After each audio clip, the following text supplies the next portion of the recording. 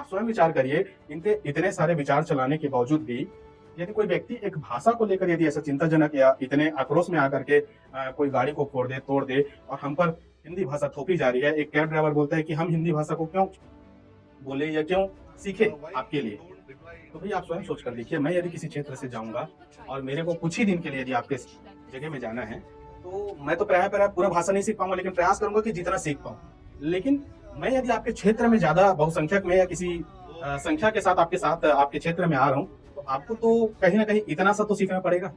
मैं ये नहीं बोल रहा हूँ कि आपको थोपा जा रहा है, थोपा नहीं जा रहा है। आपको सीखना इसलिए अनिवार्य है क्योंकि आपके क्षेत्र में आप टूरिज्म को ज्यादा बढ़ावा दिए हैं, तो टूरिज्म आपके क्षेत्र में आ रहे हैं, तो उनको आपसे समझौता के लिए, आपस में कम्युनिकेशन बनाने के लिए, इतना तो आपके पास सेंस होना चाहिए कि कम्युनिकेशन बनाने के लिए भाषा का ही एक मार्गदर्शन या एक रास्ता बनाया जा सकता है जिससे आपस में दो व्यक्ति मिल पाए और भाषा से ही एक दूसरे का मेलजोल हो सकता है। अब हम बोलेंगे कि हम वहां जाके कन्नड़ा में ही बात करें, तो फिर टूरिज्म फिर गया सत्यानाश में।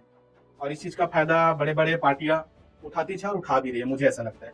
आप इतने सारे प्रोपेगेंडा के तहत यदि आप अभी भी नहीं समझ पाए तो समझाना बेकार है।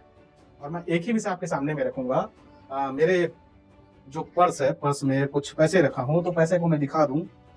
ये है मेरे पास पैसा और इस पैसे में भारतीय रिजर्व बैंक करके एक लिखा है हिंदी शब्द। यदि ये हिंदी शब्द को भी आप काट देंगे तो इस नोट को चलाएंगे कैसे? क्योंकि आप भी तो उसी भारत में रहते हैं जिस भारत में मैं रहता हूँ।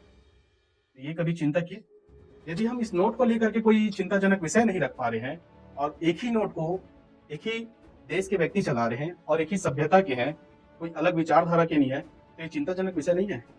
आप स्वयं चिंतन करिएगा, जब एक देश में रह करके एक विचार रख करके चलने में हमको तकलीफ नहीं है, तो भाषा को लेकर के क्यों बवाल? ये कोई प्लानेट विषय है, आप इस चीज को समझ जाइए। और ये एक नैरेटिव के तहत आपस में लड़ाया जा रहा है, जो कि मुझे समझ में आ रहा है। आपको कितना आता है आप कमेंट के माध्यम से बताइए। मेरा विषय यहीं तक का था आपको समझाने के लिए। बाकी आप कमेंट के माध्यम से मुझे भी मार्गदर्शन दे सकते हैं कि क्या उचित है और क्या अनुचित है। आपका कमेंट का इंतजार रहेगा। इन्हीं शब्दों के साथ मैं अपनी वाणी को विराम देता हूँ। यदि हमारे चैनल में नए हैं तो सब्सक्राइब अवश्य करें और ऐसे वीडियो पसंद आते हैं तो इस वीडियो को लाइक करके अपने मित्रों को शेयर करें। जय श्री राम, वंदे मातरम, भारत माता की जय।